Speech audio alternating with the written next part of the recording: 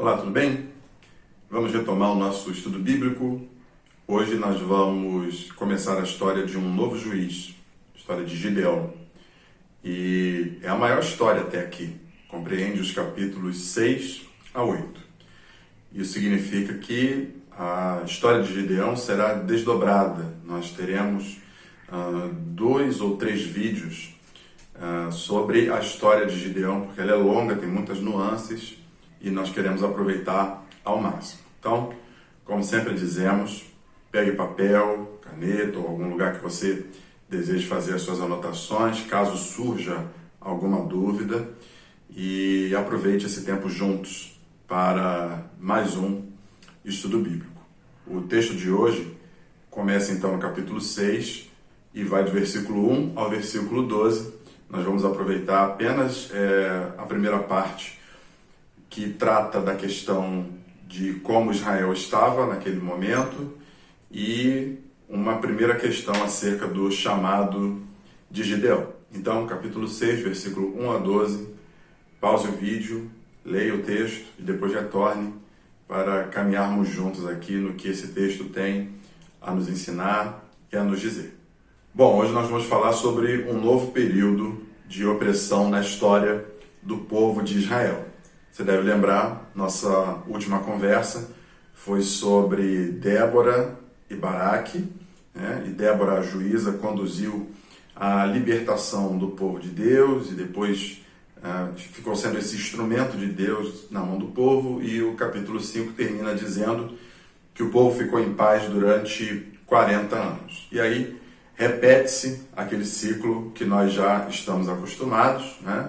O juiz morre, e quando o juiz morre, o povo volta a fazer o que é mal perante o Senhor. E o capítulo 6, então, começa mostrando justamente esse padrão, a renovação desse padrão. Embora não temos a menção direta da morte de Débora, mas mantém-se o padrão de que, após a morte do juiz, volta-se o período em que o povo faz o que é mal perante o Senhor, e nós sempre lembramos que esse termo, fazer o que é mal perante o Senhor, significa efetivamente falar de idolatria, né?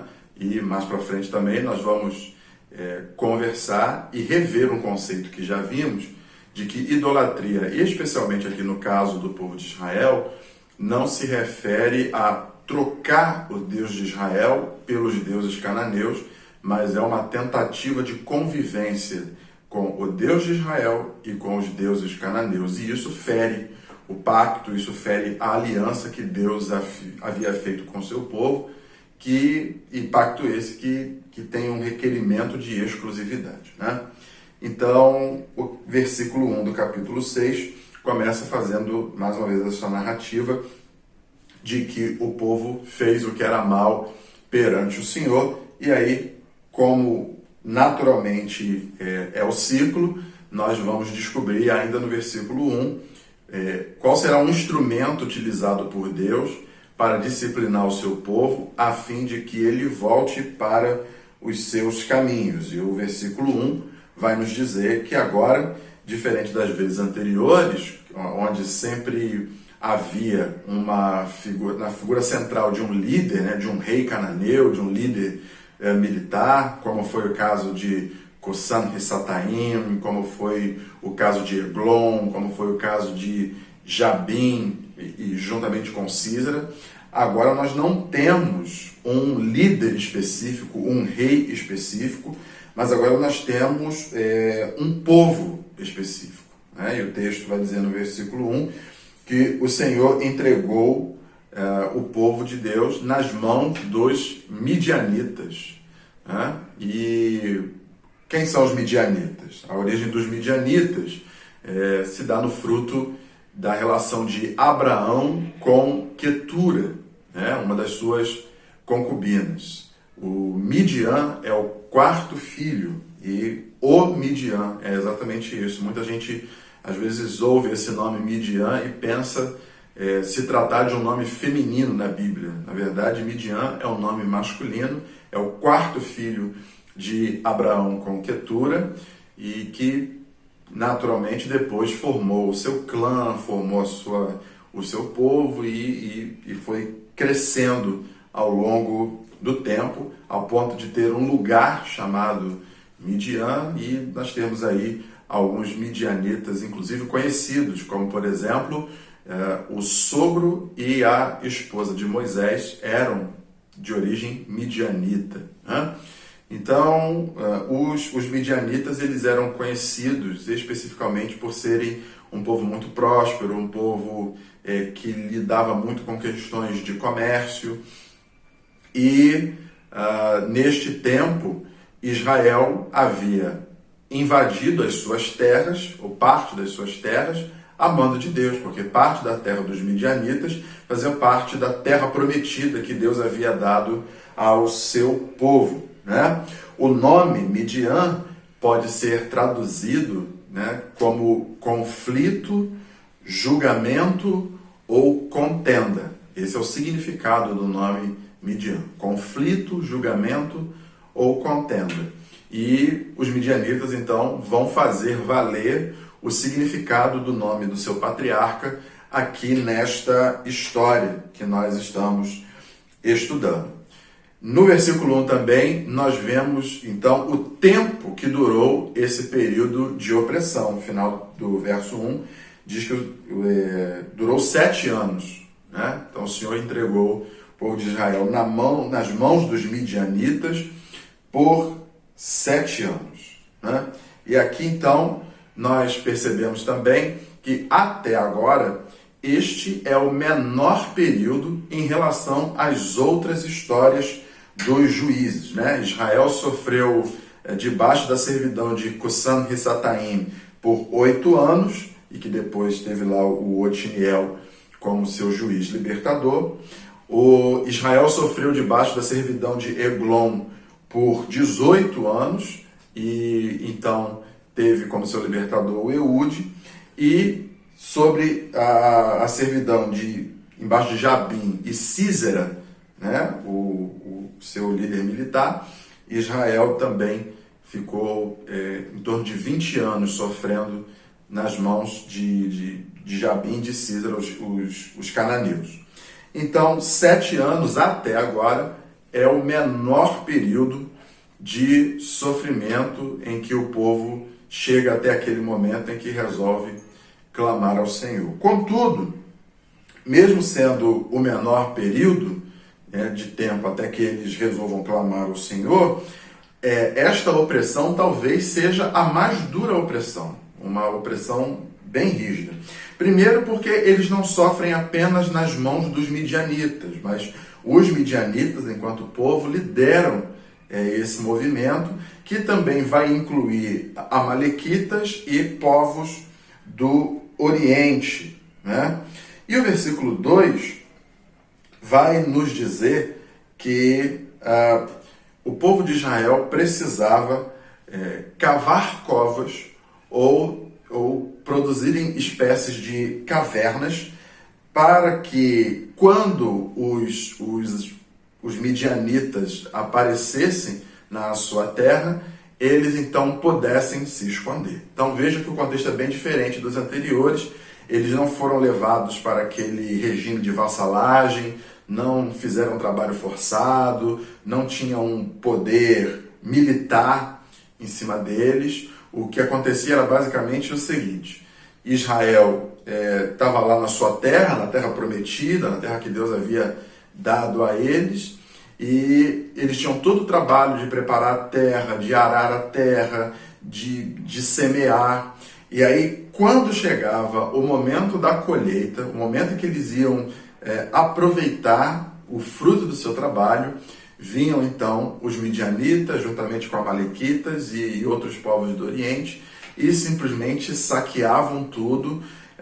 O texto, inclusive, fala que eles vinham com camelos, né? Porque o camelo ele é conhecido como um animal de carga, ele consegue carregar aproximadamente 180 quilos, mais aquele que o guia. Então, a ideia aqui é para dizer que os midianitas levavam tudo o que podiam levar. E o que não podiam levar, eles simplesmente destruíam. Enquanto faziam todo esse trabalho, o povo de Israel estava escondido em covas, em buracos, em cavernas, vendo tudo isso acontecer e sem ter condições de lutar contra os midianitas, né?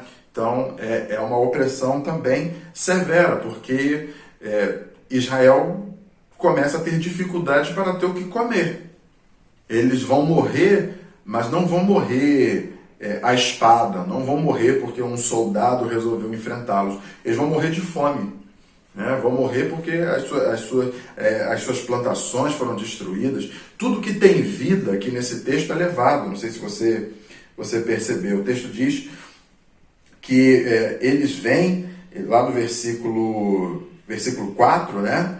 De que eles destruíam os produtos da terra até a vizinhança de Gaza e não deixavam em Israel sustento algum, nem ovelhas, nem bois, nem jumentos. Ou seja, eles levavam embora os produtos da terra, ou então destruíam a plantação como um todo, e também levavam os animais.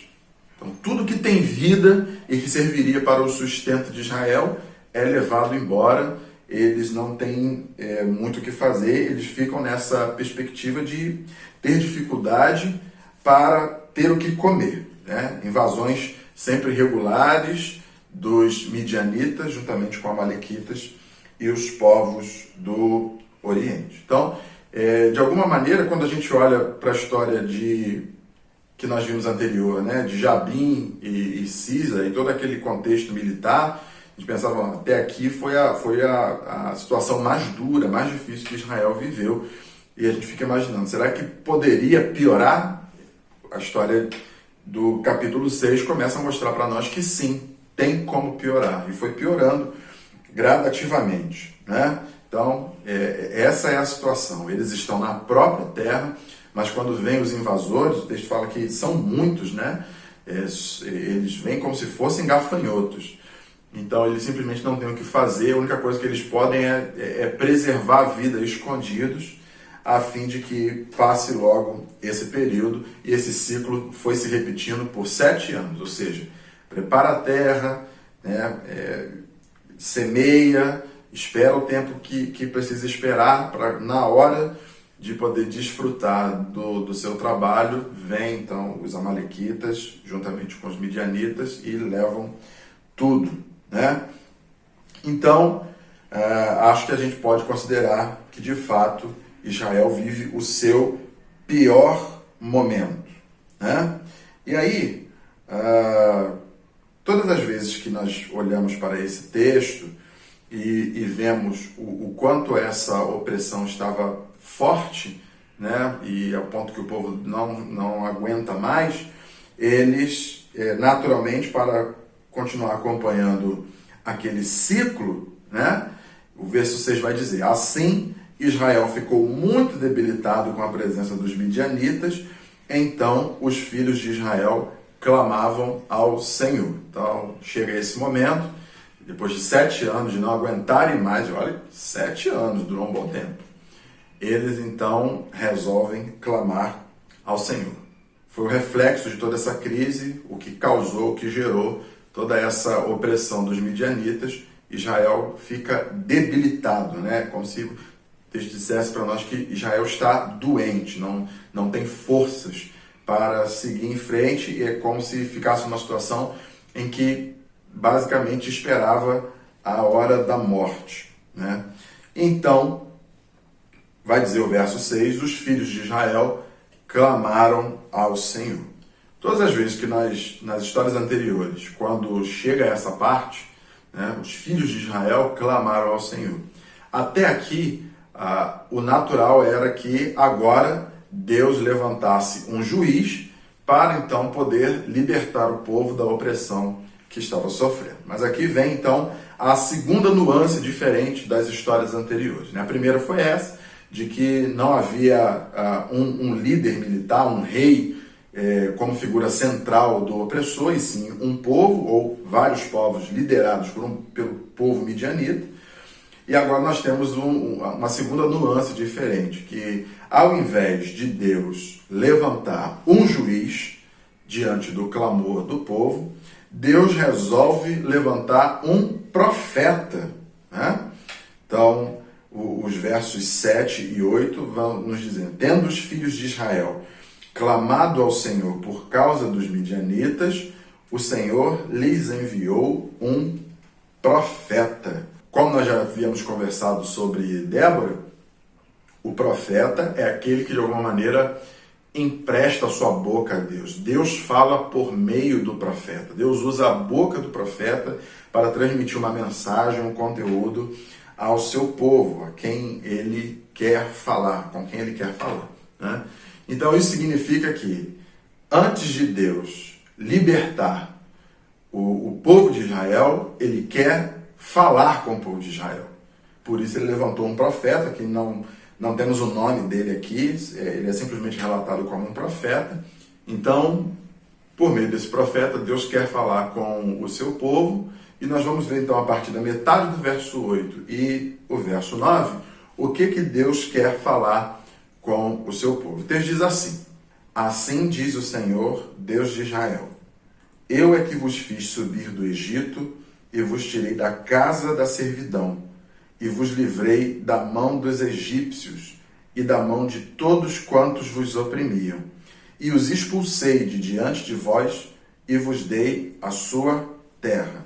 Então, a primeira coisa que Deus fala ao povo de Israel por meio do profeta é o que ele havia feito em favor do seu povo. Você pode perceber que todo esse texto que lemos estão narrando os feitos de Deus para com o povo de Israel. Então, depois de dizer o que havia feito, no verso 10, logo no início, Deus vai dizer e relembrar quem ele é. Verso 10, e disse: eu sou o Senhor, vosso Deus. Então, a ideia aqui é de que o povo, claramente, ao fazer o que era mal perante os olhos do Senhor, havia esquecido o que Deus havia feito e, sobretudo, quem Deus era. Então, Deus está lembrando esse aspecto importante que, inclusive, faz parte da aliança. Eu sou o Senhor, vosso Deus, né? Agora, Deus também, ainda falando por meio do profeta, vai relembrar ao povo algo que ele já havia dito, né? Eu sou o Senhor, vosso Deus, diz o texto, não temais os deuses dos amorreus em cuja terra habitais. Então, Deus falou o que ele havia feito, falou quem ele era, e agora está falando o que ele havia dito para o povo não fazer. Que eles não temessem, não adorassem, não se prostrassem diante dos deuses amorreus, que eram os deuses da terra em que eles estavam habitando. Eles haviam recebido a ordem de lançar fora esses deuses. E agora, para finalizar a palavra do profeta, Deus vai dizer o que o povo fez, né? E lá no finalzinho do verso 10 está dizendo: contudo, não destes ouvidos à minha voz. De alguma maneira, antes de libertar o povo, Deus resolveu falar com eles. E falar com eles o que ele havia feito na história e na trajetória de todo o povo, quem ele era, o que ele havia dito para que o povo não fizesse, e Deus mostra que não está alheio ao que o povo está fazendo, ou seja, vocês não deram atenção, vocês não deram ouvidos ao que eu disse a vocês. Bom, qual é a ideia aqui? A ideia aqui é de que não adianta libertar o povo se eles não entendessem o real motivo que os fizeram chegar até aquela situação, né? Então, Deus está, antes de mandar um juiz, resolve mandar um profeta com uma mensagem dizendo: olha, eu não estou alheio ao que está acontecendo, eu estou vendo o que está acontecendo, mas vocês precisam perceber o que realmente está acontecendo, né? E quando nós olhamos para essa situação, nós começamos então a questionar o clamor do povo de Deus. Por que nós questionamos o clamor do povo de Deus? Porque agora nós estamos na história do quarto juiz. Uma situação recorrente está acontecendo. E automaticamente, então, nós nos questionamos se os pedidos anteriores, e até mesmo esse pedido, se esse pedido é fruto de um sincero arrependimento ou se esse pedido é fruto de algum remorso. E essa distinção precisa ficar muito clara, porque a Bíblia deixa clara a distinção entre arrependimento e remorso. Em 2 Coríntios, capítulo 7, versículo 10, nós lemos o seguinte: porque a tristeza segundo Deus produz arrependimento para a salvação, que a ninguém traz pesar, mas a tristeza do mundo produz morte. Então perceba que são dois sentimentos que trazem consigo aflição, pesar, dificuldades, mas que são tratados completamente diferentes, né? Segundo o apóstolo Paulo, a tristeza do mundo é o remorso, né? Ela não produz uma mudança verdadeira, ela só produz morte. Por quê? Porque o remorso é a tristeza pelas consequências do pecado, mas não pelo pecado em si. Vou repetir. Remorso é a tristeza pelas consequências do pecado e não pelo pecado em si. Por isso o remorso produz morte. O remorso não leva em consideração a nossa relação com Deus, não leva em consideração o fato de que o pecado atinge e afeta a nossa relação com Deus. O remorso só se preocupa com o fato de que, por algum motivo, nós estamos sofrendo. Então, remorso tem a ver com culpa, remorso tem a ver com uma tentativa de compreender por que certas coisas acontecem e elas nunca chegam no fundo, no âmago da questão. É claro que existem situações nas nossas vidas que nos servem como grandes lições e que nos impulsionam para sermos pessoas que confiam mais em Deus e que, de alguma maneira, aprendam com seus erros. Agora, quando nós falamos sobre erros recorrentes, questões em que as pessoas cometem, fazem, sabem que não é do agrado de Deus, aí vão lá, pedem perdão e tudo mais, mas daqui a 5 minutos estão caindo no mesmo erro e isto acontece de maneira recorrente, isso é fruto de remorso. E o remorso acontece por conta da culpa, por conta do medo das consequências ou da aflição gerada pelas consequências do pecado, mas aqui não tem aquele sentimento, aquele desejo de pedir perdão a Deus pelo fato de que o pecado afeta esta relação com Ele. Nós fomos criados para a relação com Deus e o pecado, de alguma maneira, afeta essa relação. Deus é totalmente santo e o pecado, de alguma maneira, agride esta relação que temos com este Deus totalmente santo. Arrependimento de verdade é quando nós, primeiramente, olhamos para este fato e não para as consequências do pecado. Nós lamentamos, não é porque as coisas começam a dar errado, mas nós lamentamos pelo fato de que o pecado, de alguma maneira, atinge e afeta esta nossa relação com Deus. É isto que deve ser lamentado, e não simplesmente as consequências do pecado. Aqui nessa história de Israel, se eles estivessem fazendo o que era mal perante o Senhor, ou seja, permanecessem nessa perspectiva de idolatria, mas se os midianitas não tivessem invadido as suas terras, então não teria nenhum tipo de arrependimento em Israel.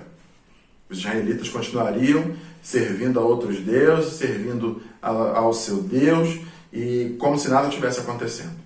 Então, este clamor acontece não é por causa do pecado em si, desta relação com Deus que está afetada, mas é porque os midianitas estão atacando, eles estão ficando com fome, estão tendo dificuldade para comer alguma coisa, e é por isso, então, que eles clamam ao Senhor. E Deus, então, enviou o profeta para dizer para eles acerca disso, de que não adianta ficar clamando ao Senhor pura e simplesmente por causa das consequências, se eles não perceberem aonde está o verdadeiro problema.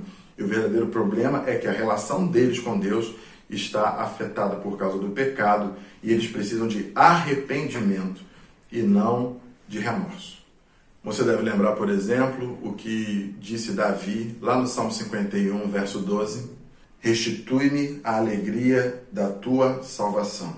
Para Davi, a percepção de que ele estava em pecado era algo tão poderoso que ele sentia, não como se tivesse perdido a salvação, mas a alegria da salvação é como se ele sentisse que essa alegria vai fugindo dele.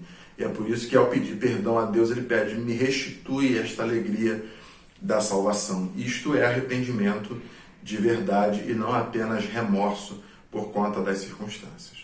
Então, no remorso, nós clamamos a Deus porque nós nos sentimos feridos. Mas arrependimento é quando nós reconhecemos que a relação com Deus é que foi agredida, é que foi ferida, e por isso nós precisamos, carecemos da graça e da misericórdia do Senhor, nosso Deus. Então, o objetivo de Deus para enviar um profeta antes de enviar o juiz é para dizer claramente ao povo que ele deseja que o povo ultrapasse essa barreira do remorso e chegue finalmente à perspectiva do arrependimento sincero e verdadeiro por conta daquilo que eles têm feito diante de Deus. Bom, não temos nenhuma menção, então, de que Israel tenha se arrependido dos seus pecados, mesmo depois da fala do profeta. E a história, então, prossegue, né? O verso 11 vai começar a narrativa acerca do chamado deste próximo juiz, chamado Gideão, né? Então o texto diz assim, então veio o anjo do Senhor e assentou-se debaixo do carvalho que está em Ofra, que pertencia a Joás, a Biesrita, e Gideão, seu filho, estava malhando o trigo no lagar para o pôr a salvo dos midianitas. Ou seja, o anjo vai até a terra onde estão os israelitas, chega num determinado lugar, e lá está o nosso próximo juiz, Gideão. E interessante como o texto narra a maneira como o anjo encontrou Gideão. Gideão está escondido, né, com medo dos midianitas. Ele está usando o lagar, que é um instrumento para poder lidar com as uvas, né? Mas ele está malhando o trigo no lagar e está escondido para ver se consegue, de alguma maneira, produzir algum tipo de mantimento fora do alcance dos midianitas, né? Então, o cenário em que Gideão é encontrado é um cenário de medo. Gideão está com medo, está escondido. Mas aí vem a palavra do anjo, né? E o versículo 12 diz assim, então o anjo do Senhor lhe apareceu e lhe disse, o Senhor é contigo, homem valente. Completamente paradoxal a fala do anjo em relação ao estado em que se encontra Gideão naquele momento, com medo e escondido. Bom, hoje nós vamos lidar apenas com um aspecto aqui desse chamado e vamos ficar por aqui, que é o fato de que Deus não esperou o arrependimento dos israelitas para começar a agir para a salvação deles, né? Deus não esperou um primeiro passo dos israelitas para somente a partir daí agir para salvá-los. A graça de Deus já começa a operar antes mesmo que haja visibilidade deste arrependimento. O apóstolo Paulo, em Romanos capítulo 5, versículo 8, nos diz o seguinte, mas Deus prova o seu próprio amor para conosco pelo fato de ter Cristo morrido por nós, sendo nós ainda pecadores. Então, Deus não começa a agir em nosso favor a partir do momento em que nós nos arrependemos. Mas, na verdade, quando nós nos arrependemos, isto significa que Deus já está agindo em nosso favor. É assim que aconteceu, por exemplo, com a nossa salvação. Nós estávamos mortos em nossos delitos e pecados e Deus já estava agindo por meio da sua graça. Em Jesus Cristo e na obra de Jesus Cristo na cruz do Calvário e no testemunho interno do Espírito Santo a nos convencer do pecado, da justiça e do juízo.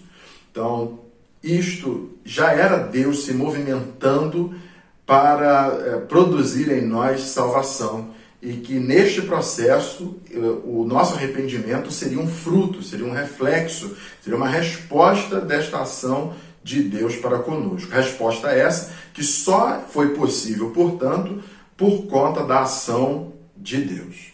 Aqui vale esta percepção sobre quem Deus é, né?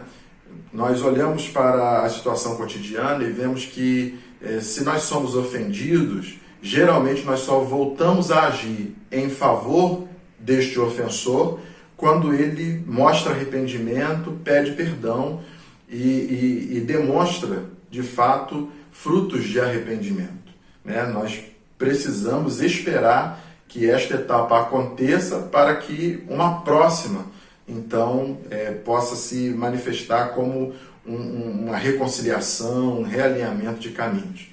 Mas o amor de Deus se mostra na medida em que ele é completamente justo e por isso ele envia o profeta dele para dizer ao povo de Israel que ele não compactua com aquela situação, com o pecado deles, de que ele continua denunciando de que eles estão errados, de que estão fazendo a coisa errada, que não deram ouvidos à voz de Deus, mas ao mesmo tempo em que ele é todo justiça, ele também é todo amor, todo graça e misericórdia, e por isso não espera o povo dar algum sinal de arrependimento, mas já começa a agir para resgatá-lo. E é isso que significa, então, o fato de Deus levantar um profeta e agora está levantando um juiz.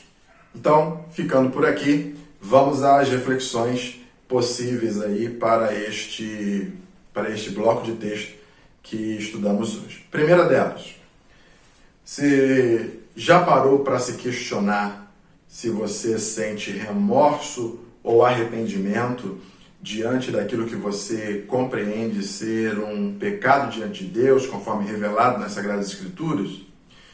Lembramos aqui o conceito. Remorso é quando você pede o socorro de Deus por causa das circunstâncias.